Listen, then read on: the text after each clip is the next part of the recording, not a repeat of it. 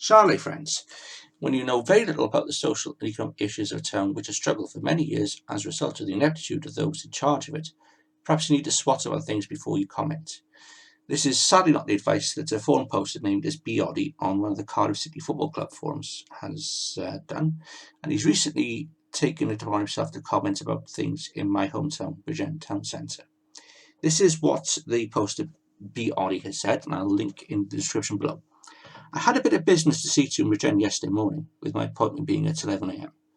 I left for the appointment early and decided to get a quick breakfast in a Spoons-type pub near the bus station. I must say that I absolutely could not believe the state of people both in and outside the pub. This is the God's honest truth. There was a middle-aged woman in the pub surrounded by a load of middle-aged men who were clearly a few pints in due to the empty glasses on the table. I couldn't help overhear the conversation about the benefit assessment and how they said that they cannot leave the house as they're fearful of the outside world due to their mental health. This was 10:15 a.m. and they were sat in a pub. Outside the window there were three shirtless blokes stumbling all over the place before huddling in a corner. Eventually one of them collapsed and an ambulance was called.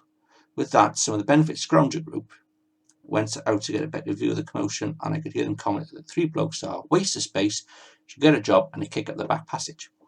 It was a shame to see Bridgend like that because it could be a lovely town.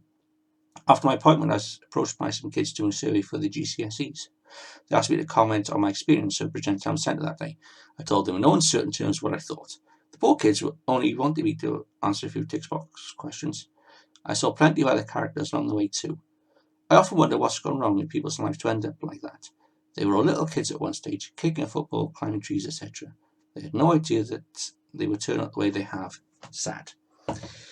Well, Bridgend is my hometown and I will defend it to the core.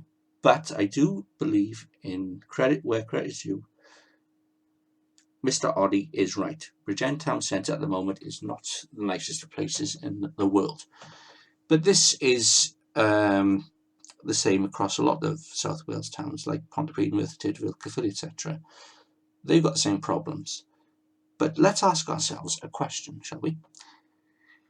Who or what is in charge of Bridgend and these other towns? Ah, yes, of course, the Labour Party. Now, it's quite funny that this Oddie has not mentioned that these towns are under the control of Labour, both at Westminster and Cardiff Bay. But I also doubt that he I assume he's a he, would make the same comments if these people were black, homosexual, and in wheelchairs. As they're the wrong sort of white people, it's okay to pass comment. Then again, can you get woke points for commenting on black, homosexual, and wheelchair-bound people these days?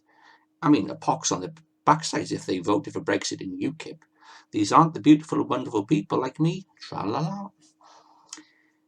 Let's also look at the historical voting patterns in places like Bridgend, Pontypridd, Merthyr Tydfil, Caerphilly, etc. These places only seem to elect career politicians who are red. However, the feeling that I'm slowly beginning to get from places like Bridgend and even cities like Cardiff and Newport is that change is slowly coming, and that particularly younger people have run out of patience with things being the way they are.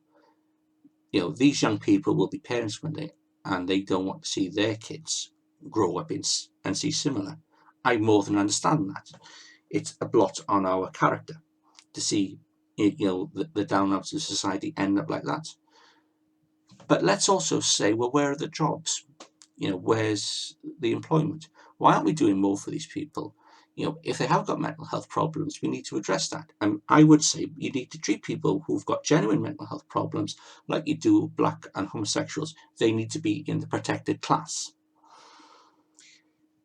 Now, going back to things about Bridgend, Cardiff, Newport, etc., you've got to bear in mind now that, as I said, people are running out of patience. And what will happen in the end is that people will snap and they will vote for somebody like Brexit UKIP if those people say, we're going to stand on a platform of we're going to give more jobs to towns, we're going to give more employment, we're going to have more chances for people.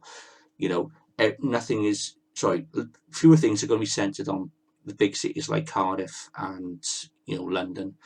We're going to put jobs into the communities and we're going to put the people first. Brilliant.